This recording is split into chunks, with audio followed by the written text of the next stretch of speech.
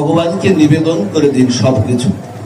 গীতায় বলেছেন না, রাজবিদ্যা রাজগুজ্জিত দেখবেন, যৎ করোষি যদুসনানাসি যজ্জুহসি দদাসি যৎ যৎ তপস্যসি কন্ত তৎ কুরুষ মদুর্বনাম।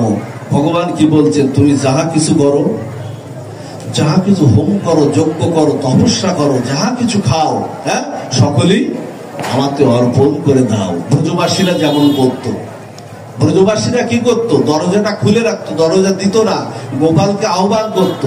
ওমা, গোপাল তো শুধু ননিচোর না, গোপাল পুতনার প্রাণচোর আর গোপীদের মঞ্চন। আর গোপাল চরণে যারা অনন্যভাবে শরণাগতি করে, গোপাল কি হয়, তার জন্ম জন্মান্তরের পাপও চুরি করে নেয়। এই হলো গোপাল। এই জন্য বলছেন, তুমি যাহা কিছু করো, গীতার কথা, যৎ করোষি যদস্নানাসি যজ্জুহসি দদাসি যৎ যৎ তপস্যসি কন্ত তৎ কুরুষ মদর্পণম। তুমি যাহা কিছু করো, যাহা হোম করো, যাহা যজ্ঞ করো, দান করো, ধ্যান করো, তপস্যা করো, সকলেই আমাকে অর্পণ করো। আমার বলিতে কিছু নাই তো হরি, সকলেই তোমারই দান। কি দিয়ে বুঝিব ভগবান তোমারে আমি? কে বললেন কথাটা? কাজী নজরুল ইসলাম, যাকে সনাতন ধর্মে বৈষ্ণব কবি আখ্যা দেওয়া হয়। তিনি এত সুন্দর সুন্দর শ্যামা সঙ্গীতে লিখেছেন, আর এত সুন্দর সুন্দর কৃষ্ণ ভজনে লিখেছেন, সেটা চিন্তা করা যায় না। অন্য কুলে জন্মগ্রহণ করে, অন্য কুলে জন্মগ্রহণ করে যদি তার এই চিন্তা চেতনা হতে পারে, তার হৃদয়ে এই অনুভব যদি হতে পারে, সনাতন কুলে জন্মগ্রহণ করে ঠিক এই মনুষ্য জন্ম যতক্ষণ পর্যন্ত না হচ্ছে, ততক্ষণ আমাদের হৃদয়ের কথা হৃদয় গ্রাহী কখনো হবে না। কত শ্যামা সঙ্গীত লিখেছেন কাজী নজরুল ইসলাম জানেন? কত ব্রজের ভজন লিখেছেন জানেন? এক একটা ভজন আপনার হৃদয়কে কম্পিত করে দেবে, চোখে অশ্রু এনে দেবে। এত এত ভজন লিখেছেন এই কাজী নজরুল ইসলাম। তাই বলছেন, তুমি যা কিছু করো। এখন আপনারা বলতে পারেন, বাবা যা কিছু খাও, তাহলে আমি যে মাছ মাংস খাই, আমি আমিষ দ্রব্য খাই, ওগুলোকে নিবেদন করতে পারবো? তো বলছেন না, সেটা বলা হয়নি। এই সমাধানটা দিয়েছে আগের শ্লোকে। দেখবেন ওর আগের শ্লোকটায় আছে, পত্রম পুষ্পম ফলম তুয়াং যৌমে ভক্তা প্রযোজ্যতি।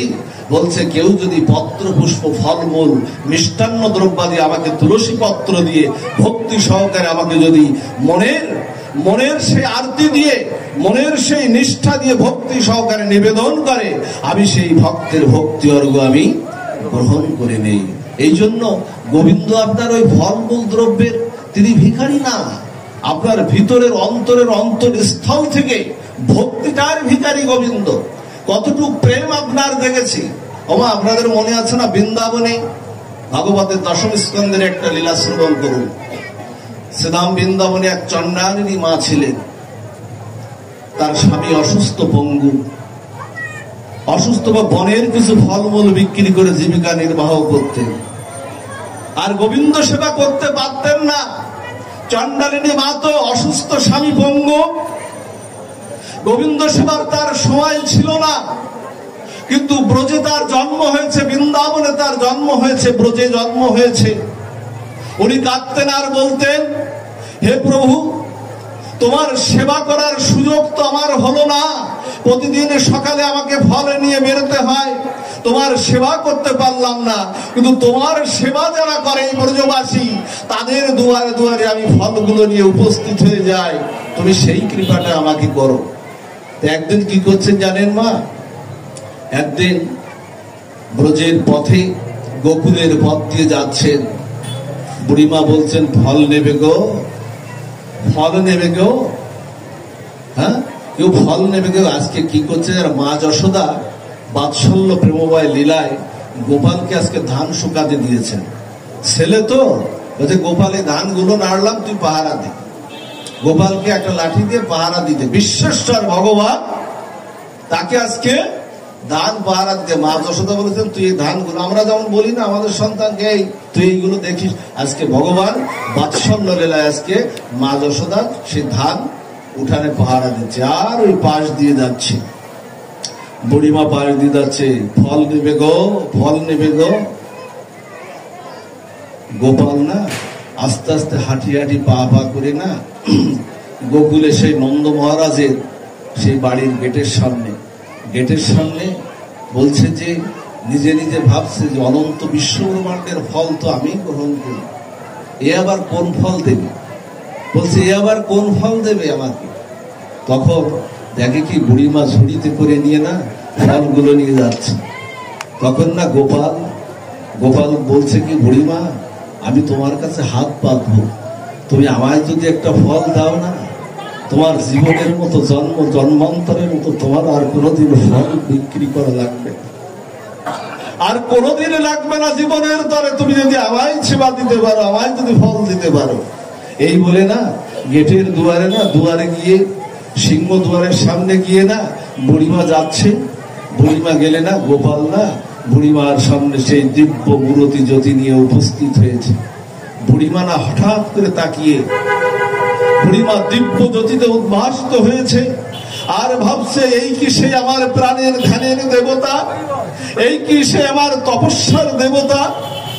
হাতটা বাড়িয়ে বলছে, ও বুড়িমা, আমার অনন্ত বিশ্ব ব্রহ্মাণ্ডের অধীশ্বর, এক মুহূর্তে তিনি এই সমস্ত পৃথিবীকে ব্ল্যাক হোলের মধ্যে নিতে পারেন। আজকে সেই ভগবান, বিশ্বস্তর ভগবান বলছে, ও বুড়িমা আমায় একটা ফল দেবে? বুড়িমা বলছে, গোপাল, ভগবান সামনে তো। বুড়িমা বলছে, গোপাল তুই এমন করে চাস না বাবা। বলছে, দাও না আমাকে একটা ফল। তো বলছে, তুই না এমন করে যাস না বাবা, মনে হয় গেল সব ফলগুলোই তোকে দিয়ে দিই। জানেন, সব ফলগুলোই তোকে দিয়ে দিই, কিন্তু তোকে ফল দিলে আমার চলবে কি করে? আমার স্বামী অসুস্থ, পঙ্গ, ফিরি তো দেওয়া যাবে না, খালি দেওয়া যাবে না। তা বলছে, তুমি দাও না আমায় একটা ফল, আমায় একটা দাও না ফল, দিয়েই দেখো না একটা ফল। তা বলছে, তুই ফল দিলে কি দিবি? তা বলছে, আমার কাছে তো কেউ কিছু চায় না, ব্রজের কেউ কিছু তো চায় না, আমাকে ননিসানা সন্দেশ খাওয়ায়। বলছে, কি মূল্য দিবি? তা বলছে, আমার কাছে তো কেউ মূল্য চায় না। বলছে, মূল্য আবার কি? বলছে, মূল্যটা কি? কেউ তো চায় না, মূল্য তো চায় না, এই মূল্য কি আবার? তা বলছে, না, দান আর প্রতিদানে তো সংসার, কিছু দিতে গেলে কিছু নিতে গেলে কিছু দিতে হয়, এই হলো দান আর প্রতিদানেই সংসার।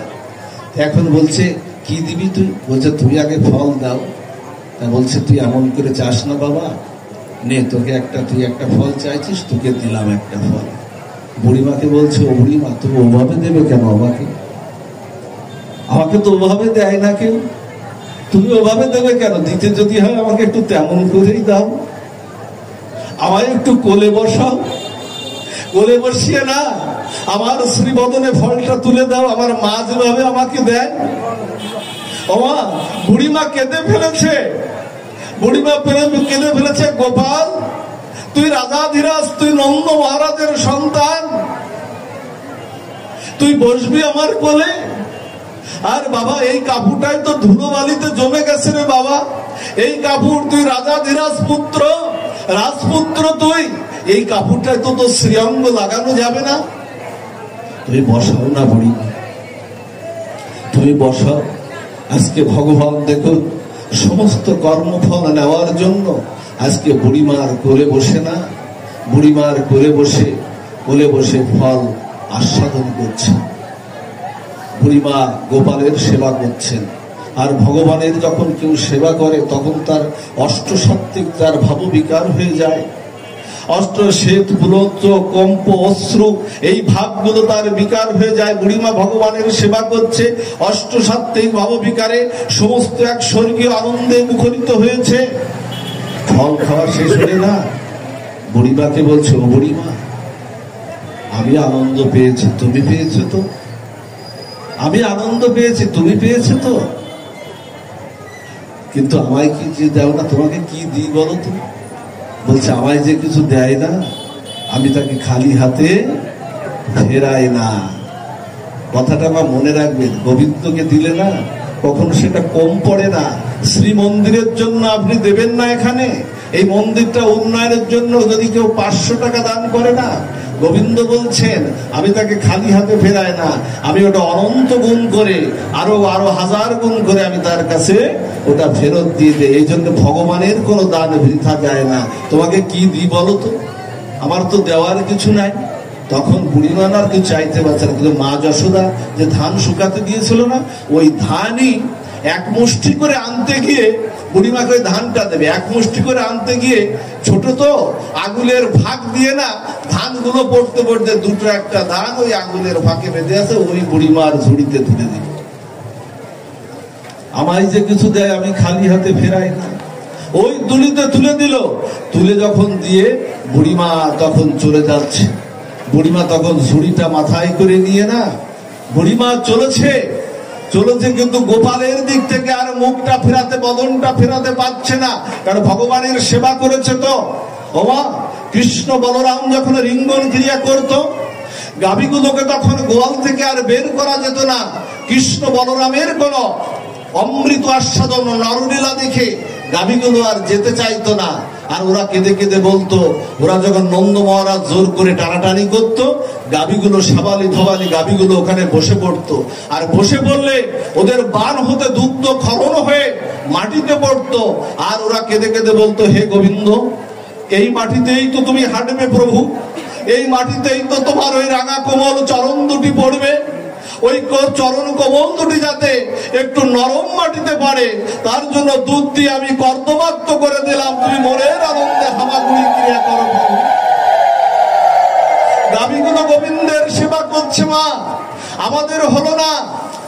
আমার কৃষ্ণ ভগবান ব্রজে লীলা করছেন, চুলগুলো এলোমেলো হয়ে গেছে ভগবানের চুলগুলো, গাভীগুলো সামালি ধোয়ালি বলছে, আমাদের কাছে তো মা যশোদার মতো চিরুনি নাই, হে প্রভু তোমার কেশধাম গুলো শোভিত করবে কি করে, চিরুনি তো নাই। গাভীগুলো কি করছে জানো মা, ওদের জিহ্বা দিয়ে আমার গোবিন্দের কেশধাম গুলো শোভিত করে দিচ্ছে, আর কেঁদে কেঁদে বলছে, হে প্রভু হাত তো দাওনি, তোমার চরণ পদস্খলন করবো কি করে, তার মানে চরণ দুটো ধুয়ে দেবো কি করে, আমরা তো পারলাম না প্রভুর চরণ সেবা করতে, মায়ের চরণ সেবা করতে, বাবার চরণ সেবা করতে পারলাম না, তো ধুয়ে দেব কি করে। গাভীগুলো ওদের জিহ্বার বিপরীত দিক দিয়ে উচ্চ জলে জিহ্বার বিপরীত দিক দিয়ে আমার গোবিন্দের চরণ ধুয়ে দিচ্ছে।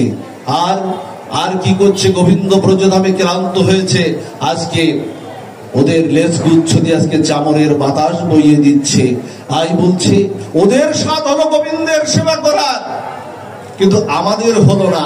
এই জন্য কোন সনাতন কুলে গাভী মারা গেলে ধান দুব্বা দিয়ে আশীর্বাদ করে বলা হয়, ওর এ জন্মে তো হলো না, আগামী জন্মে যদি আসিস, মনুষ্য জন্মে এসে পরিপূর্ণভাবে গোবিন্দের সেবা করিস। আমরা আশীর্বাদ করে বলি। বুড়িমা যাচ্ছে ঝুড়িটা নিয়ে, ঝুড়িটা বয়ে বয়ে দেখছে আস্তে আস্তে ঝুড়িটা ভারী হয়ে যাচ্ছে, ঝুড়িটা আর বইতে পারছে না, ঝুড়িটা আর বইতে পারছে না। নামিয়ে দেখে কি সেই ঝুড়িতে ফল আর ধানগুলো কিছু নাই, ফলও নাই, সেই ধানও নাই, পুরো সোনার মোহরে ঝুড়িটা ভরে গেছে, পুরো মোহরে ভরে গেছে সোনার, সেই সোনার মোহরে পুরো ঝুড়িটা ভরে গেছে, বইতে আর পারছে না। ঝুড়িটা ওখানে ফেলে রেখে কাঁদতে কাঁদতে গোবিন্দের দিকে ধাবিত হয়ে বুড়িমা গোবিন্দের চরণে গিয়ে যে কথাটা বলেছিল বিশ্বকবি রবীন্দ্রনাথের কলমে, সেটা উঠে এসেছে, ওরে দিলেন যা রাজ ভিখারি রে, স্বর্ণ হয়ে এলো ফিরে, এখন কাঁদি চোখের জলে দুটি নয়ন ভরে, দেয়নি কেন আমার সকল শূন্য করে, হে প্রভু কেন তোমাকে শুধু একটা ফল দিলাম, কেন তোমাকে সকলটুক উৎসর্গ করতে পারলাম না। বুড়িমা কাঁদছে। জানেন সেই বুড়িমাকে পরদিন থেকে আর শ্রীধাম বৃন্দাবনে দেখা যায়নি। গোবিন্দ তাকে আত্মসাৎ করে নিয়ে তার চরণে তাকে ঠাঁই দিয়েছিলেন। এই জন্য সবকিছু দিয়ে দাও, নিজের বলতে আমার বলে সংসারে দুটো শব্দ মা, একটা হচ্ছে মম, মম, মম মানে আমার আমার, আর ওর আগে যদি একটা দন্তন্য জুড়ে দেন, ন মম, কিছুই আমার না, গোবিন্দের। সবকিছু দিয়ে দেন না, গোবিন্দকে সবকিছু দিয়ে দেন, নিজের বলতে কিছু রেখো না। কালীয় নাগের লীলাটা আপনারা শুনেছেন না মা? কালীয় নাগ শত সহস্র সেই বৃন্দাবনে শত সহস্র ফনা কালীয় নাগের মস্তকটে আমার গোবিন্দ নৃত্য করছেন, মস্তকটে গোবিন্দ নৃত্য করছেন। আর গোবিন্দ যখন নৃত্য করছেন কালীয়র মস্তকে ওঠে, পাশে মা যশোদা, সবাই সবাই ব্রজবাসীরা বলছে এইবার গেল, এইবার গেল, এইবার গোপাল গেল, কালীয়র বিষে এইবার গেল, এইবার গেল গোপাল, এইবারই প্রাণে মারা পড়বে। আর ওদিকে গোবিন্দ কি করছেন জানেন? কালীয়কে যমুনা হ্রদ থেকে, যমুনা থেকে বিতাড়িত করার জন্য আজকে নৃত্য করছেন, ওর বিষ, সমস্ত বিষ মুক্ত করে দিচ্ছেন। আর পাশ থেকে সবাই বলছে, হ্যাঁ রে পাপিষ্ঠ কালীয়, যার চরণ তোর মস্তকে পড়েছে তাকে পেয়ে তুই ছবল দিচ্ছিস, তাকে পেয়ে তুই ছবল দিচ্ছিস, যে চরণ মনি ঋষিরা ধ্যানে পায় না, যা শিব দুর্গা ইন্দ্র বাঞ্ছিত পায় না তারা, আজকে সেই চরণ পেয়ে তুই ছবল দিচ্ছিস। কালীয় বলছে, না আসলে তোমরা যা দেখছো না, আসলে সেটা না, আমি তো গোবিন্দ চরণ পেয়েছি গো, তা গোবিন্দকে আমি কি দেব, আমার তো দেওয়ার কিছু নাই গোবিন্দকে। তা বলছেন, কারো কেঁদে কেঁদে কালীয় বলছে, হে গোবিন্দ তুমি তো আমাকে দিয়েছো বিষ, সাপের কি মা, সাপের বিষ ছাড়া কিছু আর কি থাকে মা? হে গোবিন্দ তুমি দিয়েছো তো আমাকে বিষ, তুমি যা দিয়েছো তুমি তাই নাও, যা নেই তা দেব কি করে? অমৃত, তুমি তো আমাকে অমৃত দাওনি, তুমি আমাকে যা দিয়েছো আমার স্বভাবগত বৈশিষ্ট্যে আমাকে যা দিয়েছো তুমি তাই নাও, যা নেই তা দেব কি করে? অমৃত। ভগবান কি বলছেন জানেন? ভগবান বলছেন, ওরে সংসারে যে ভক্তি ভরে আমায় বিষ অর্পণ করে না, সংসারে যে ভক্তি ভরে আমায় যে বিষ অর্পণ করে, আমি তার দেওয়ার ভাবটা গ্রহণ করে আমি গোবিন্দ সেই বিষটাকে অমৃত করে দিয়ে, আমি সেই অমৃতময় আমি করে দেই সেই বিষটাকে। এই হলো আমার গোবিন্দ। কোন যুগে, কোন অবতারে, কোন ধর্মে ভগবান বিষকে গ্রহণ করেছে এটা জানা যায় না, কারণ তিনি উদাহরণ সৃষ্টি করেছেন যে শুধু ভালো ভালো জিনিস আমি গ্রহণ করি না, ভক্তরা যে দ্রব্যাদি দেয় না কেন আমি সেটা গ্রহণ করিনি। গীতায় বলেছেন, যে যথামান প্রপদ্যন্তে তানুস্তৈব ভজম মহাম মম বত্তানুবত্তান্তে মনুষ্য পার্থ সর্বস্ব। যে যেভাবে আমার ভজনা করে, যে যেভাবে আমার ভজনা করে, গীতায় পড়তে হবে, গীতা পড়লেই দেখবেন আপনাদের সকল জড়তা, সকল প্রশ্নের উত্তর সবকিছু মিলে যাবে, যদি শ্রীমদ ভগবত গীতাটাকে আপনারা শুধু আদর্শ হিসেবে যদি আপনারা নিয়ে নেন। যে যেভাবে আমার ভজনা করে, বাবা পুতনা বিষ দিতে গেল না, কয়দিন বয়সে বিষ দিতে গেল মা? কয়দিন বয়সে দিতে গেল মা? একটু বলুন তো হাত তুলে। জানেন কয়দিন বয়সে দিতে গেল? মাত্র 6 দিন বয়সে। গোপালের যখন 6 দিন বয়সে পুতনা বিষ দিতে গেল, কালকূট বিষ স্তনে মিশ্রিত করে কংস প্রেরিত হয়ে পুতনা বিষ দিতে গেল। বিষ দিতে গিয়ে না পুতনা এক অপরূপ সুন্দরী রমণীর রূপ ধরেছে, স্বর্গের অপ্সরা রূপ ধরেছে। ব্রজের প্রথম লীলার যাত্রী হলো এই পুতনা, অপ্সরা রূপ ধরে। মা যশোদা মনে করছে কি কতজন তো আশীর্বাদ করতে আসছে আমাকে, আমার সন্তানকে আশীর্বাদ করতে আসছে, আমরা আসি মনে হয় এই জন্য মনে হয় ঢুকতে পারছে না। মা যশোদা রোহিণী মাতা ওখান থেকে চলে গেলে না, পুতনা এবার কোলে নিল, পুতনা এবার কোলে নিল, গোপালকে কোলে নিল। এই দেখুন, এই লীলাটার পিছনের দিকে আমরা একটু চলে যাই। আজকে পুতনার এমন কি ভাগ্য ছিল যে বালঘাতিনী পুতনা, যার হাজার হাজার সন্তানকে যে হত্যা করে সেই রাক্ষসী পুতনা, তার এমন কি ভাগ্য হলো, এমন কি সাধন হলো, এমন কি সৌভাগ্য হলো যে গোপালকে, ভগবানকে কোলে নিতে পারে। এই পুতনা ছিল কি জানেন মা? এই পুতনা ছিল বলি মহারাজের কন্যা, ছিল রত্নাবলী। ভগবান বলি মহারাজ একটা যজ্ঞ করছিলেন না, আপনারা জানেন না? ভগবান বলি মহারাজ একটা যজ্ঞ করছিলেন, সেই যজ্ঞে সমস্ত অসুর কুল, দেবতা কুল, মুনি ঋষি সবাই এসেছিল না? সেই পুতনা ছিল রত্নাবলী, বলি মহারাজের কন্যা। এখন ভগবান দেখবেন কত বড় ভক্ত বাঞ্ছা কল্পতরু ভগবান। যখন ভগবান বামন অবতার হয়ে বলির রাজ্যে যখন প্রবেশ করলেন, সেই যজ্ঞস্থলে যখন প্রবেশ করলেন, তখন বলি মহারাজ বললেন, কে আপনি? আপনার দিব্য অঙ্গ জ্যোতিতে আলোয় উদ্ভাসিত হয়ে গেছে আমার যজ্ঞস্থলে, আপনি আসন গ্রহণ করুন। তখন ভগবান বিষ্ণু বামন অবতার বললেন আমি বসতে পারি, কিন্তু আমার কিছু চাই। বলছে কি চাই? বলছে আমার মাত্র 3 পদ জায়গা চাই। হরি বল। বলি মহারাজ বলছে মাত্র এতটুকু জায়গা? আমার ক্ষমতার দ্বারা আমি সর্বমাত্র পাতালের, আমি ত্রিলোক বিজয়ী, আমি বলি মহারাজ। বলি মহারাজকে, বলি মহারাজের প্রহ্লাদের পুত্র বিরোচন, বিরোচনের পুত্র হলো বলি মহারাজ। আমি ত্রিলোক বিজয়ী, আপনি মাত্র 3 পদ জায়গার, আপনার চরণও তো ছোট ছোট, 3টে চরণ। ভগবান ছোট না, বামন অবতার ছোট ছোট, তার চরণ কতটুকু? মাত্র 3। আপনি বেশি তো বলছেন না, আমি মাত্র 3 পদই জায়গা চাই। রত্নাবলী কিন্তু দেখছে যে কথাটা, বলি মহারাজের পুরো লীলায় যাব না, শুধু রত্নাবলীর কথাটা একটু। রত্নাবলী কিন্তু দেখছে কি করে। তখন বলছে কি যে আমি মাত্র 3 পদ জায়গায়। ওই রত্নাবলী ভগবানের ওই অঙ্গকান্তি, দিব্য অঙ্গ যদি দেখে না, রত্নাবলী হঠাৎ করে মনে করছে আহারে এইরকম একটা সুন্দর সন্তানকে আমি যদি একটু কোলে নিতে পারতাম।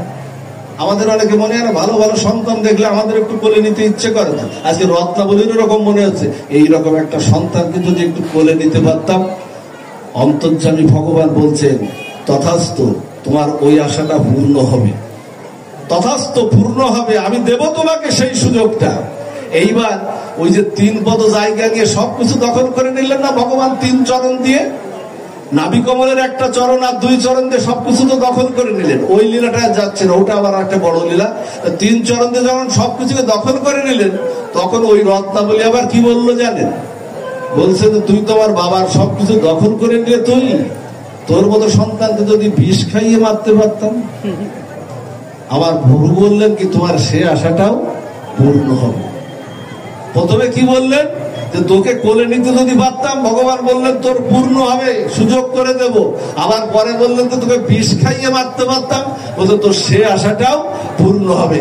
আজকে দাপর লীলায় এ যুগে আমি পূরণ করতে পারবো না, ওই দাপর লীলায় ওই রত্নাবলী হয়ে আসলো ভূতনা হয়ে। আজকে ভক্ত বাঞ্ছা কল্পতরু, তার আমাদের প্রতিশ্রুতি মনে থাকে না, কিন্তু ভগবান তার প্রতিশ্রুতি কখনো ভোলেন না। আজকে কি করেছেন? আজকে ভক্ত বংশা কল্পতরু ভগবান আমার আজকে 2 ইচ্ছায় আজকে পূর্ণ করতে। কোলেও নিলেন, কোলে ওঠার কথা ছিল না, কোলেও নিলেন, আবার স্তনে দিয়ে বিষও দিলেন। আজকে ভক্ত বংশা কল্পতরু 2 ইচ্ছায় আজকে পূরণ করছেন ভক্তের। বিষটা যখন দিচ্ছেন না, বিষটা যখন দিচ্ছেন, তখন পুতনা দেখছে তো কোনো ক্রিয়া হচ্ছে না।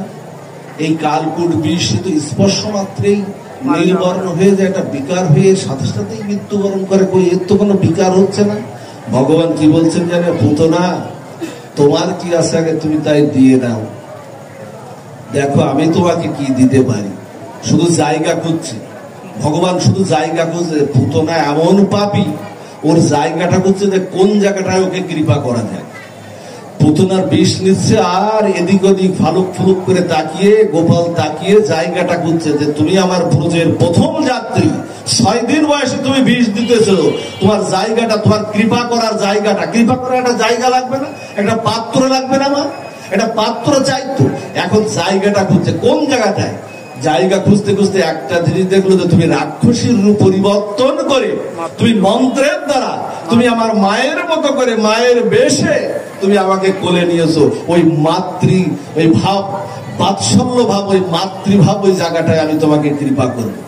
সিদ্ধান্ত নিয়ে ফেললেন। এইবার বলছে তুমি আগে দিয়ে দাও, কোনো বিকার হচ্ছে না। পুতনার যখন বিষ দেওয়া হয়ে গেল, এইবার ভগবান পঞ্চপ্রাণ আকর্ষণ করে একবারে ডাক দিলেন। প্রাণ, আপান, সপ্রাণ, উপপ্রাণ, বায়ু প্রাণ, এই যে পঞ্চপ্রাণ আকর্ষণ করে ভগবান গোপাল টান দিলেন। টান দিলে পুতনা বলছে ছাড় ছাড়, অলম অলম ছাড় ছাড়, আমার আর বিষ দেওয়ার দরকার নাই, ছাড়। ভগবান কি বলছেন জানেন? ভগবান কি বলছেন? ভগবান বলছে পুতনা আমার ধরার স্বভাব আছে, কিন্তু আমার ছাড়ার স্বভাবটা নাই। আমি ধরি কিন্তু আমার ছাড়ার স্বভাবটা নাই। আমি যাকে ধরি পুতনা, তার শুধু তোমার এ জন্মের বিষ না, তোমার জন্ম জন্মান্তরের বিষ শোষণ করে নিয়ে আমার মা যশোদা যেখানে থাকবে, আমার সচী মাতা যেখানে থাকবে, আমার দেবহূতি মাতা যেখানে থাকবে, আমি তোমাকে মাতৃগতি দিয়ে আমি তোমাকে সেই বৈকুণ্ঠ গতি করে দেব। এই হলো আমার স্বভাব, এই হলো আমার স্বভাব। আমাকে বিষ দিলেও আমি অমৃত করে দেই। এই হলো মা পুতনা, যাকে বিষ দিলে অমৃত করে দেয়। পুতনাকে নিয়ে যখন উড়িয়ে নিয়ে যাচ্ছেন, পুতনাকে নিয়ে দেখুন এই মাসটা না এমন লীলার সমাহার। অন্নকূট মহোৎসব, দামবন্ধন লীলা, শুভ দীপাবলি, আবার এদিকে আপনার এই পুতনার লীলা, সব কিন্তু এই মাসের এই লীলা। এই জন্য এই লীলাগুলোই আমরা একটু প্রবেশ করেছি, এই মাসের লীলা। তা যখন পুতনার দেহটা যখন উড়িয়ে নিয়ে যাচ্ছে, মৃত্যুকালে কিন্তু ভাবটা প্রকাশ হয়ে পড়ে। আপনি এমনি বাইরে যত ভাব দেখান, তস্মাদু কালে সে সর্বেশ্ব মামুনস্বর যুদ্ধ চ। মৃত্যুকালে আপনি কোন মন্ত্র দ্বারায় কাজ হবে না, মৃত্যুকালে আপনার ভাব প্রকাশ হয়ে যাবে। যখন মৃত্যুটা হয়ে গেল, তখন পুতনা সেই রাক্ষসী দেহটা একেবারে মাইলকে মাইল বড় এক রাক্ষসী দেহ। গোপাল ভাবলেন কি জানেন? গোপাল ভাবলেন এই দেহটা যদি বৃন্দাবনে ব্রজবাসীদের উপরে পড়ে, তাহলে ব্রজবাসীর অনেক ক্ষতি হতে পারে। গোপাল উড়িয়ে নিয়ে চলে যাচ্ছে বৃন্দাবনের বাইরে। আর সবাই কি ভাবছেন জানেন? গোপালকে উড়িয়ে নিয়ে গেল। আরে গোপালকে ওই রাক্ষসী উড়িয়ে নিয়ে গেল। কত আসলো, শকাসুর, বকাসুর, কত অসুররা আসলো না, উড়িয়ে নিয়ে গেল। সবাই কিন্তু গোপালের দিকে তাকিয়ে কিন্তু হাঁটছে। আপনি যখন পথে হাঁটেন, পথে যখন কেউ হাঁটেন, পথের নিচের দিকে তাকাতে তাকাতে, রাত্রি হাঁটলে লাইট মেরে তাকাতে হয় না। আর ব্রজবাসীরা হাঁটছে গোপালের দিকে আশ্রয় করে, গোপালের দিকে। ওরা কিন্তু পড়ে যাচ্ছে না। সংসারে যারা ভগবানকে আশ্রয় করে না, সংসারে যারা গোপালকে আশ্রয় করে যারা পথ চলে, তাদের আর পড়ে যাওয়ার সম্ভাবনা নাই। বৃন্দাবনে ইন্দ্র পূজা বন্ধ করে দিল না? ইন্দ্র পূজা বন্ধ করে দিয়ে গিরিগোবর্ধনের পূজা করলো না ব্রজবাসীরা? আর ইন্দ্র কুপিত হয়ে 7 দিন বর্ষণ করলো না এই মাসে? এই অন্নকূট মহোৎসব এই মাসে 7 দিন বর্ষণ করলে ব্রজবাসীর কোনো ক্ষতি হলো কি? বাম হাতের কনিষ্ঠ আঙুলে 21 কিলোমিটার সেই গিরিগোবর্ধন পর্বত 7 দিন ধরে গেছিলেন আমার ভগবান গোপাল। ক্ষতি হলো কি? এই জন্য গীতায় বলছেন যে কথাটা, সেই কথাটা হলো, যদি পারেন সবকিছু করেন, কিন্তু মাত্র 70-80 বছরের জীবনে আমরা সবার ঋণ শোধ করতে পারবো না। কার ঋণ শোধ করবে? মায়ের ঋণ তো শোধ করা যায় না। মা, যিনি মা, এই যে মা, শ্যামা মা আর আপনার বাড়ির মা, ওনারই অংশ। যা দেবী সর্বে ভূতেষু মাতৃরূপেণ সংস্থিতা। চণ্ডীতে বললেন না কথাটা? কারণ ওই মা বলছেন, ওই মা কালী বলছেন বা মা দুর্গা বলছেন, আমি তোর ঘরে আমার যখন পুজো দেখাতে আসবে, আগে তুই আমার অংশকে পুজো করে আয়। আমি তোর মাতৃরূপে তোর অংশ হয়ে তোর ঘরের মধ্যে আমি আসি। ওই মাতৃকে, যা মাতাকে পুজো না করে, পিতাকে পুজো না করে যারা আমার পুজো দিতে আসে, আমি তার পূজা আরতি গ্রহণ করি না। মা বললেন এই কথাটা, আমি গ্রহণ করি না, তোর ফুল মিষ্টি দ্রব্যাদি আমি গ্রহণ করি না। কারণ মা যদি অসুস্থ থাকে, ওই মায়ের যদি সেবা না করে আপনি যদি মায়ের পুজো করতে আসেন, মা গ্রহণ করবে না। আর ওই মাকে সেবা করে, ওই মাকে যারা মায়ের হাতটা স্ট্রোক হয়ে বা কোনো কারণে প্যারালাইসিস হয়ে আছে, মায়ের হাতটা প্যারালাইসিস হয়ে আছে, ওই মা তুলে তুলে খেতে পারে না। বাজার থেকে যদি একটা বড় মিষ্টি কিনে নিয়ে সন্তানের সেই বাৎসল্য ভাবে যদি মায়ের বদনে তুলে দেন, মা ওই মায়ের বদলে তুলে মা প্রসন্ন হয়ে যায়। আর মা প্রসন্ন হওয়ার সাথে সাথে ওই মহামায়ের কৃপা আপনার পরে এমনিতেই ঝরে পড়ে, পূজা করা লাগে না, এমনিতেই কৃপা ঝরে পড়ে। এই জন্য পূজা চাই। আগে যা দেবী সর্বে ভূতেষু মাতৃরূপেণ সংস্থিতা ওম নমস্তস্যৈ নমস্তস্যৈ নমস্তস্যৈ নমো নমঃ বলছেন, আগে আমার অংশের পূজা করে আয়, তারপরে আমার পূজাটা কর, না হলে আমি তোর পূজা আমি গ্রহণ আমি করি না। এটা মা বললেন এই কথাটা। সমস্ত পূজা বন্ধ করে দিলেন। দিয়ে গিরিগোবর্ধনের পূজা করলেন। গিরিগোবর্ধনের পূজা করে ব্রজবাসীরা সব গোপালের আশ্রয় নিল। বলেন তোমার কথায় পূজা বন্ধ করেছি, তুমি আশ্রয় দাও। গোপাল গীতায় কি বলছেন? ভগবান কি বলছেন? অষ্টাদশ অধ্যায়ের মোক্ষ যোগে কি বললেন? মৎস্য যোগে কি বললেন? সর্বধর্মান পরিত্যাজ্য মামেকং শরণং ব্রজ অহং তং সর্ব পাপেভ্য মোক্ষয়িষ্যামি মা শুচো। বলছেন তুমি পারলে সব করো, যদি না পারো না তুমি আমার চরণে শরণাগত হও। মা যেমন দুঃখ ভারাক্রান্ত হলে সন্তানের চোখের জল যেমন মুছে দেয়, মোক্ষয়িষ্যামি মা শুচো যেমন মুছে দেয়, আমি ভগবান তোমার সকল ঋণটা, সকল কর্মফলটা আমি নিজের কাঁধে নিয়ে আমি তোমাকে মায়ের মতো করে চোখের জল মুছিয়ে দেব। এই হলো ভগবান। পারবেন ঋণ শোধ করতে? এখন যদি সূর্য দেবতা আপনার সামনে উদিত হয়, যে সূর্য দেবতা সকালবেলা প্রভাতে আপনাকে আলো দিচ্ছে, আচ্ছা বাড়িতে যদি 3টা কারেন্ট বিল বা 2টা কারেন্ট বিল যদি বাকি থাকে, বিদ্যুতের ওই বিদ্যুতের লোকজন এসে লাইনটা কেটে দিয়ে যায় না? সে পল্লী বিদ্যুতের আর ওজো পাটিক হোক, লাইনটা কেটে দিয়ে যায় না? আচ্ছা সূর্য দেবতা যদি এসে বলে তুমি আমার কাছে, আর আমাদের এই বিদ্যুতে তো লোডশেডিং আছে, আছে না বাবা? সূর্য দেবতা যদি এসে বলে যে তুমি আমার কাছ থেকে পর্যন্ত কত নিরবিচ্ছিন্ন আলো নিয়েছো, লোডশেডিং বিহীন আলো, এই আলোয় কোনো লোডশেডিং ছিল? সূর্য দেবতার আলোয় যদি এসে বলে উদিত হয়ে বসে, বাবা বিলটা একটু পরিশোধ কর। ধনের বড়ায়, বিদ্যার বড়ায়, পাণ্ডিত্যের বড়ায় আমাদের আছে না এগুলো? ঐশ্বর্যের বড়ায় আছে না? সূর্য দেবতা, সূর্য নারায়ণ আপনার সামনে এসে বলো এ পর্যন্ত যত বিল আমার কাছ থেকে যত আলো নিয়েছো তার বিলটা পরিশোধ করো। উপায়টা কি? উপায়টা কি? পারবেন? পবন দেবতা এসে যদি বলে এ পর্যন্ত প্রতিদিন 27,000 বার আমরা অক্সিজেন ত্যাগ করি আর গ্রহণ করি, উনি যদি এসে বলে যে বাজার করার মতো যদি অক্সিজেন কিনে নিতে হতো, তাহলে ওর বিলটা পরিশোধ করা কি হবে? উপায়টা কি হবে? আমাদের তখন উপায় কি হবে? বিল পরিশোধ হবে? বিল পরিশোধ হবে না। এই জন্য বড়াই করে লাভ নেই, কারণ ওই সূর্য দেবতার একটা ঋণ শোধ হতে পারে যদি সকালে উঠে প্রভাতে স্নান করে যদি একদম করজোড় করে সূর্য দেবতার দিকে পূর্ব গগনে তাকিয়ে হাত জোড় করে যদি বলতে পারেন জবা কুসুম সংকর্ষম কাশ্যপিয়াম মহাদুদিন ধমন্তারিং সর্ব পাপগ্ন প্রণত হস্মি দিবাকরণ। যদি তাও না বলতে পারেন, এত বড় করেও যদি না বলতে পারেন, যদি বলে পারেন সূর্যায় নম, তাও ভগবান সূর্য নারায়ণ তিনি গ্রহণ করে নেবেন। এই জন্য আমার ঋণ পরিশোধ করার আমাদের উপায় নাই। যদি না পারেন শরণ নেবেন গোবিন্দের চরণে, উপায় নাই। আবার চৈতন্য মহাপ্রভু দেখুন, চৈতন্য মহাপ্রভু কি বলেছিলেন? চৈতন্য মহাপ্রভু মাতৃ যখন সন্ন্যাস নিলেন, আমার চৈতন্য মহাপ্রভু সন্ন্যাস নিয়ে যখন একবার অদ্বৈত গিরিয়ে এসেছিলেন, সচিবাকে খবর দিয়েছিলেন আর তোমার সঙ্গে দেখা হবে না মা, আর তোমার সঙ্গে দেখা হবে না। একবারের জন্য নিতাইকে পাঠালেন, শ্রীবাসকে পাঠালেন, একবারের জন্য আমার মাকে নিয়ে এসো। মাকে 7 বার প্রদক্ষিণ করলেন। মাকে 7 বার প্রদক্ষিণ করে মায়ের চরণে প্রণাম করে বললেন, ও মা, আমি তোমার অভাগা সন্তান। আমার চৈতন্য মহাপ্রভু যদি এই কথা বলেন, আমি তোমার অভাগা সন্তান, আমি তোমার ঋণ শোধ করতে পারলাম না মা।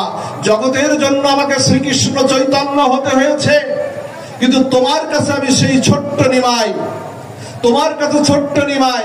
আবার যদি কখনো পৃথিবীতে আমার অবতার হতে হয়, আবার যদি জগৎ জীবকে উদ্ধার করার জন্য আমাকে যদি আবার অবতার হতে হয়, আমি যেন তোমার মতো মায়ের গর্ভ ধারণ করে আমি যেন অবতীর্ণ হতে পারি।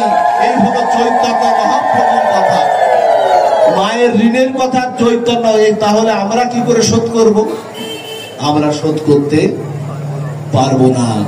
এই জন্য সঁপে দিন তাকে, যে কথা বলছিলাম, তাকে সঁপে দিন, সবকিছু তার চরণে সঁপে দিন, যত করসি সব সঁপে দিন।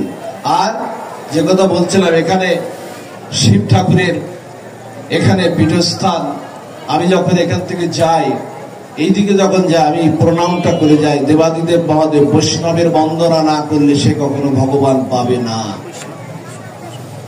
শিব ঠাকুরের ভজনা বৈষ্ণব বন্দনা না করলে ভগবান না, আগে সাধু কৃপা, আগে বৈষ্ণব কৃপা চায়। এই জন্য প্রণামটাও চাই। প্রণাম ছাড়া, একটা প্রণাম ছাড়া, গীতায় ভগবান বলেছেন মন্মনা ভব মদ ভক্ত মদ জাতিবাং নমস্করু মামে বৈশেষী সত্যন্তে প্রতিজানে প্রিয় হিসেবে। গোবিন্দ বলছেন কি জানেন? প্রথমে বলছেন তুমি আমায় মনটা দাও। আপনি বলছেন মন বিক্ষিপ্ত, তোমার দিকে যেতে চায় না, যেতে চায় না, তুমি অন্য উপায় থাকলে বলো। এরপরে বলছেন তাহলে ভক্ত হও। ভক্ত হতে গেলে তোমার এখানে এসে 2-3 ঘন্টা তোমাদের কাছে বসে থাকতে হবে। বলছে ও উপায়ও তো আমার নাই, আমি খুব ব্যস্ত, কলিযুগের মানুষ আমরা, খুব ব্যস্ত। এবার বলছেন তাহলে একটা মজ্জাজি, একটা তুলসী দাও। মনমনা ভব মদ ভক্ত মজ্জাজি, একটা তুলসী দাও।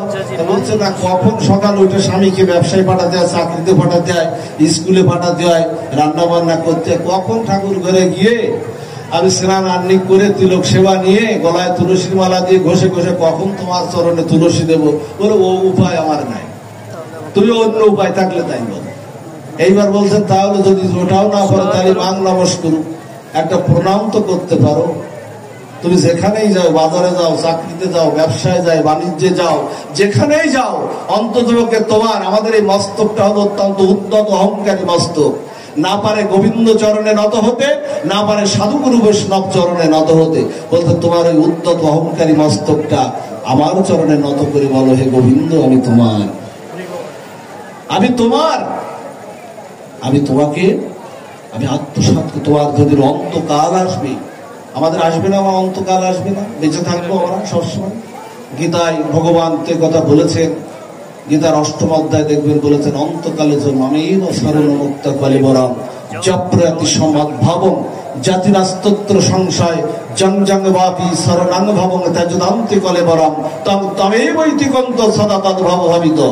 অন্তকালে ওই প্রণামের একটা মাহাত্ম্য যদি আপনার থাকে, ওই অভ্যাসটা যদি থাকে, প্রতিদিন একটা অন্য কোনো কিছুর দরকার নাই, মাত্র একটা প্রণামের অভ্যাসটা যদি থাকে, গোবিন্দ বললেন ওই একটা অভ্যাসের কারণে যেদিন তোর অন্তকাল আসবে, সেদিন ওই একটা অভ্যাসের কারণে আমি তোকে নিজেই বৈকুণ্ঠ গতি করে দিয়ে আমি তোকে আত্মসাৎ করে নেব। একটা প্রণাম মাত্র। যে কথা বলছিলাম, কুরুক্ষেত্রের যুদ্ধ যখন শুরু হবে আগামীকাল, তখন পঞ্চপাণ্ডব দেখুন প্রণাম কি করে। পঞ্চপাণ্ডবরা তখন যুধিষ্ঠির বলছেন যে চলো আমরা প্রণাম করে আসি, গান্ধারী জেঠিমাকে প্রণাম করে আসি, ধৃতরাষ্ট্র জ্যাঠামশাইকে প্রণাম করে আসি। আর ওদিকে ভীম নকুল বলছে না না, ওরা আমাদের শত্রু, ওরা গেলে মেরে ফেলতে পারে, কাল সকালে কুরুক্ষেত্রের যুদ্ধ। কিন্তু যুধিষ্ঠির কিন্তু স্থির। যুধিষ্ঠির কিন্তু বড় কোনো যোদ্ধা ছিল না। যুধিষ্ঠির কেন? সংসারে যে স্থির সেই হচ্ছে যুধিষ্ঠির, সংসারে যে সত্য প্রতিজ্ঞ সেই হচ্ছে যুধিষ্ঠির। যুধিষ্ঠির বলল ওরা যতই শত্রু হোক, গুরুজনদের আশীর্বাদ আমার বড় দরকার। গুরুজনদের আশীর্বাদ ছাড়া, মা বাবা যদি জীবিত নাও থাকে, প্রতিদিন মা বাবাকে একটু প্রণাম করবেন। যদি জীবিত নাও থাকে, অন্ততপক্ষে তাদের চিত্রপটে বা স্মরণে অন্ততপক্ষে মা বাবাকে প্রণাম করবেন। একই বাসে অ্যাক্সিডেন্ট হচ্ছে, পাশের সিটের লোক মারা গেছে, এই পর্যন্ত আমরা দেখেছি যে পাশে একজন অক্ষত জীবিত অবস্থায় আছে। এগুলো হয়, এগুলো রেখা তৈরি করে দেয়। মা বাবা অন্য কেউ ডাকলে পিছন দিয়ে তার কল্যাণ হয় কিনা জানি না, কিন্তু মা যদি পিছন দিয়ে ডাকে খোকা দাঁড়া, তাহলে তার কল্যাণ হয়ে যায়, তার কৃপা হয়ে যায়, তার করুণা হয়ে যায়। মা বাবা ডাকলে এটা হয়। এই জন্য বলছেন না না, ওরা যত শত্রুই হোক আমি যাব। যুধিষ্ঠিরের সাথে গেলেন, 5 জন মিলে গেলেন। 5 জন মিলে গিয়ে প্রণাম করলেন। প্রণাম যখন করলেন ধৃতরাষ্ট্রকে, আচ্ছা কেউ যদি জানছে এরা আমার শত্রুপক্ষ, আপনাকে যদি আমি একটা প্রণাম করি এখানে, আপনি আমাকে কি খারাপ আশীর্বাদ দিতে পারবেন? আপনাকে তো মনের থেকে না চাইলেও মুখে বলতে হবে। আশীর্বাদ করি, যেই প্রণাম করলেন, বললেন আশীর্বাদ করে দিলেন বিজয়ী ভব। সর্বনাশ, নিজের ছেলে শতপুত্র যুদ্ধ করবে কালকে ওদের সাথে, আর ধৃতরাষ্ট্র বলে দিলেন বিজয়ী ভব। এবার মাতাকে, ধৃতরাষ্ট্রকে, গান্ধারীকে প্রণাম করলেন, গান্ধারীকে প্রণাম করে, গান্ধারও বলছেন বিজয়ী ভব। প্রণাম করলে কি আর কেউ খারাপ আশীর্বাদ দিতে পারে? এইবার পিতামহ ভীষ্মকে প্রণাম করলেন, ভীষ্মকে প্রণাম করে ভীষ্মদেব বলছেন বিজয়ী ভব। আর ওদিকে গুরুদেব দ্রোণাচার্যকে প্রণাম করছেন, গুরুদেব তো ওই দলে, ভীষ্ম ওই দলে, গুরুদেব বলছেন বিজয়ী ভব। আর এইবার ছিল বাদ বাকি কে? বাদ বাকি ছিল সেই কুরুক্ষেত্রের যুদ্ধের সেই মহানায়ক, যার কূট কৌশলে এই কুরুক্ষেত্রের যুদ্ধ সংগঠিত হয়েছিল, সেই শকুনি মামা। শকুনি মামাকে যখন প্রণাম করতে যাবে তখন শকুনি মামা চিন্তা করছে আবার এইকে যেন না আসে, একেবারে আসলেই তো আশীর্বাদ দিতে হবে। শকুনি মামাকে গিয়ে প্রণাম করে বলছে, শকুনি মামাও বলছেন দুই হাত তুলে বিজয়ী ভব। প্রণাম করেছে তো বিজয়ী ভব। আচ্ছা, এতগুলো আশীর্বাদ যাদের মাথার উপরে থাকে, পিতামহ ভীষ্মের মতো অজ পিতামহ ভীষ্ম, যার বাণে চন্দ্র সূর্য প্রকম্পিত হয়, গুরুদেব দ্রোণাচার্য যিনি অজ, এতগুলো প্রণাম, এতগুলো মাহাত্ম্য কখনো হয় কি? পঞ্চপাণ্ডব যে কথা বলেছিল, যে কথা কৃষ্ণকে পেয়ে গান্ধারী এই কুন্তী মাতা বলেছিল, কুন্তী মাতা বলেছিল কৃষ্ণ যখন চলে যাচ্ছে না, ও যখন দ্বারকা ছেড়ে যখন চলে যাচ্ছে, তখন যে কথা বলেছিল, তুমি আজকে চলে যাচ্ছ, চলে যাচ্ছ, পিসিমাকে বলছে তুমি বর চেয়ে নাও, বলছে তুমি বর চেয়ে নাও। কুন্তী বলছে না, আর বর চাইবো না। গান্ধারী ওর শতপুত্রকে পাঠিয়েছিল দুর্যোধনের সঙ্গে, ওরা ফেরেনি, ওরা কেউ ফেরেনি। আমি আমার পঞ্চপাণ্ডবকে পাঠিয়েছিলাম তোমার সাথে, ওরা অক্ষত হয়ে ফিরে এসেছে। হে কৃষ্ণ, বর যাচ্ছে, দেখুন দুঃখকে বরণ করে নিচ্ছে কুন্তী মাতা। আজকে কৃষ্ণ হারা হয়ে যাচ্ছে তো পঞ্চপাণ্ডব, চলে যাচ্ছে দ্বারকা ছেড়ে যুধিষ্ঠিরকে রাজা করে, কুরুক্ষেত্রের যুদ্ধে বিজয়ী করে যুধিষ্ঠিরকে রাজা করে চলে যাচ্ছে। হে কৃষ্ণ, বর যদি দিতে হয় এই বরই দাও। আমরা চাইতে এরকম পারবো মা? আমরা চাইতে পারবো এরকম? বর যদি দিতে হয় এই বরই দাও। আবার যুধিষ্ঠিরকে আবার পথের ভিখারি করে দাও। আবার যেন ওরা 14 বছর 12 বছর বনবাসে পাঠিয়ে দাও। আবার যেন ওরা ভিক্ষা করে খায়।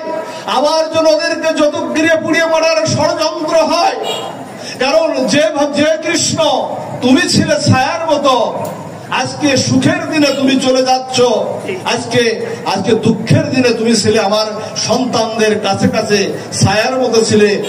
ওই সুখ আমি চাই না। যে সুখ কৃষ্ণকে হারা করে সেই দুঃখই আমি চাই। যে দুঃখ কৃষ্ণ পাশে থাকে সেই দুঃখই চাই। আমার রাম আর রাবণের যুদ্ধটা আপনারা জানেন না? রাম রাবণের যুদ্ধে আপনারা জানেন তরণী সেন কার পুত্র ছিল? বা বিভীষণের পুত্র ছিল না তরণী সেন? তা বিভীষণ তো রামচন্দ্রের দিকে চলে গেল, আর তরণী সেন কিন্তু থেকে গেল কিন্তু এদিকে রাবণের দিকে থেকে গেল। যখন যুদ্ধটা কাল সকালে শুরু না, সকালবেলা তরণী বলছে মা আমায় তুমি সাজিয়ে দাও। মা তখন সাজানোর কথা বললো, মা তখন বরণ কুলো নিয়ে না, পঞ্চপ্রদীপ নিয়ে বরণ কুলো নিয়ে তিলক চন্দনে বিভূষিত করে একেবারে সন্তানকে সমস্ত অঙ্গে রাম নাম লিখে একেবারে সাজিয়ে দিয়েছেন।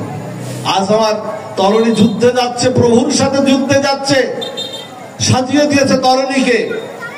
বলছে মা তুমি আমাকে আশীর্বাদ করো মা। আমার এই যে এখানে এসেছি না, আমার মা বলে দিয়েছে একটু সকাল সকাল ফিরিস, একটু সকাল সকাল ফিরিস। কিন্তু ওদিকে তরণীকে আশীর্বাদ করছে, তোকে এই করি আসিস তরণী, তুই রামচন্দ্রের এই যুদ্ধ থেকে আমার কোলে যেন আর ফিরে না আসিস। আমার এমন বলতে পারি আমরা, কারণ মা জানতো যদি একবার প্রভু রামচন্দ্রের চরণে ওর একবার ঠাঁই হয়ে যায়, ওর ভবব্যাধি হতে, ভববন্ধন হতে, এই আসা যাওয়ার এই মায়ার চক্র হতে, ভববন্ধন হতে ওর মুক্তি হয়ে যাবে। এটা মহিষী নারী রামচন্দ্রে বিভীষণের স্ত্রী জানবে কথাটা। এই জন্য বলছে, শাস্ত্রে বলছে পিতা হয়েও জন্ম দিলে সে পিতা নয়, গর্ভধারণ করলেও আপনারা কেউ মাতা নন, গুরু হয়েও তিনি গুরু না যদি তার সন্তানকে কৃষ্ণমুখী না করতে পারে, স্বজন হয়েও তিনি, মাতা হয়েও তিনি মাতা না যদি কৃষ্ণ শিক্ষাটা না দিতে পারে, পিতা হয়েও তিনি পিতা না। কিন্তু বিভীষণের স্ত্রী জানতেন যদি ওর একবার যদি ওর ঠাঁই হয়, প্রভু রামচন্দ্রের চরণে ঠাঁই হয়। কি করলো জানেন মা? দেখুন এইবার আর একটা মর্মান্তিক কথা, সময় গড়িয়ে যাচ্ছে। আর একটা মর্মান্তিক কথা, যখন রাম আর রাবণের যুদ্ধটা বেঁধেছে না, তখন বিভীষণের একটা বাণে তরণীর এই যে মুন্ডটা না একেবারে ছিন্ন হয়ে, বিভীষণের বাণে, পিতার বাণে পুত্রের মস্তক ছিন্ন হয়ে ওই বাণটা প্রভু রামচন্দ্র ভগবানের গলায় মালা হয়ে ঝরে পড়ল। প্রভু রামচন্দ্র ভগবান বলছেন, লঙ্কাপুরীতে এমন কোন ভক্ত আছে যাকে বাণ মারলে মালা হয়ে গলায় এসে ঝরে পড়ে? এমন কোন ভক্ত আছে লঙ্কাপুরীতে? এমন কোন ভক্ত আছে? আর সেই কাটা মুন্ডটা প্রভু রামচন্দ্রের চরণে এসে লুটোপুটি খাচ্ছে, হারাম হারাম বলছে লঙ্কাপুরীতে এমন কোন ভক্ত আছে? বিভীষণ, তুমি একটু বলো। বিভীষণ দুচোখে অশ্রু, নিজের পুত্র তো, দুচোখে অশ্রু, বলছে প্রভু আমি চিনি না। নিজের পুত্রকে বলছে আমি চিনি না। অন্তর্যামী ভগবান রামচন্দ্র বুঝতে পেরেছে বিভীষণের পুত্র। বলছে রে বিভীষণ, তুমি আগে কেন বলনি তোমার পুত্র তরুণী, আর তুমি এখন কাঁদছ? বলছে না না, আমি আমার পুত্রের জন্য কাঁদছি না। ওমা, এই তো পিতা, এই তো মাতা, সেই তো পরম বন্ধু, সেই তো পিতা মাতা শ্রীকৃষ্ণ চরণে যে প্রেম ভক্তি দাতা। তখন বলছে আমি আমার পুত্রের জন্য কাঁদছি না প্রভু, আমি কাঁদছি এই কারণে, হ্যাঁ রে তরণী, তুই আমার বাণে, আমার ছোড়া বাণে তুই আমার আগেই প্রভুর চরণে চলে গেলি। তুই আমায় একটু কৃপা করে যা, আমায় একটু করুণা করে যা। আমার যেদিন অন্তকাল উপস্থিত হবে, আমিও যেন তোর মতো হারাম বলতে আমি যেন প্রভুর চরণে যেতে পারি। আমায় একটু করুণা করে যা, আমায় একটু কৃপা করে যা। বাবা কি করলো জানেন? রামচন্দ্র বিভীষণকে বললেন, তুমি একটা বর চেয়ে নাও, তুমি একটা বর চেয়ে নাও।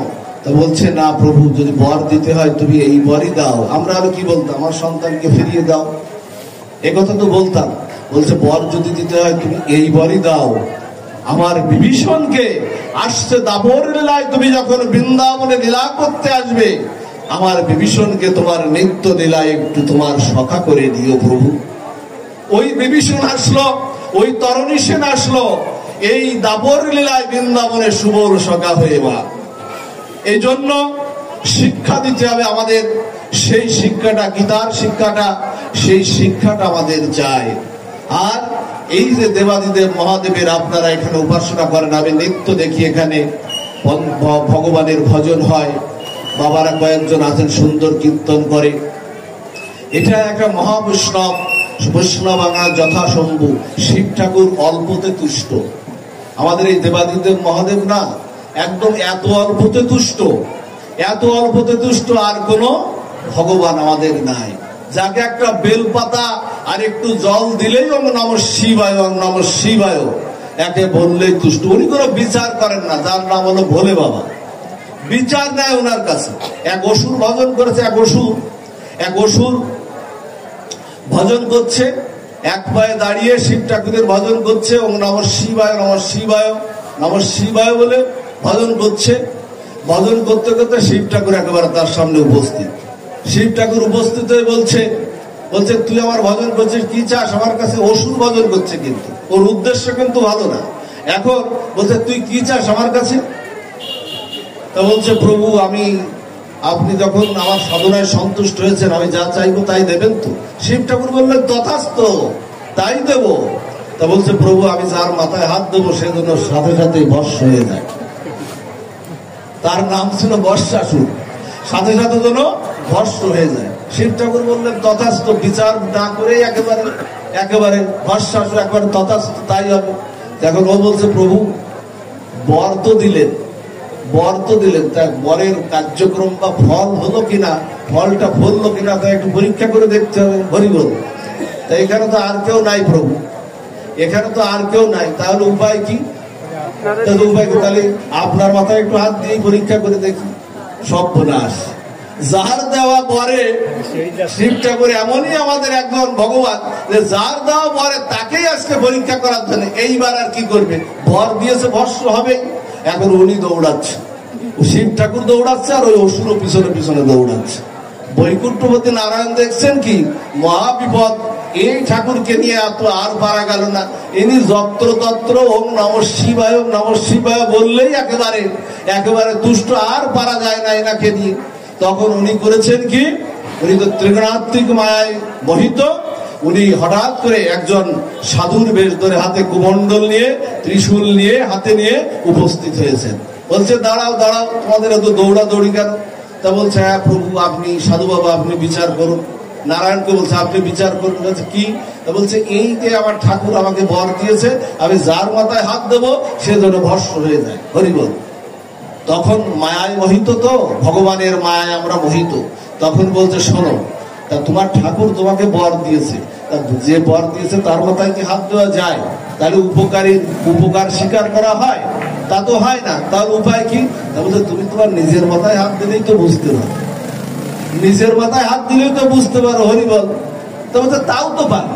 এই তো আপনি এত ভালো একটা যুক্তি দিলেন, এত সুন্দর যুক্তি, এর উপরে যুক্তি কি? তখন এর নিজের মাথায় হাত দেওয়ার সাথে সাথে একেবারে জায়গায় একেবারে ভস্ম।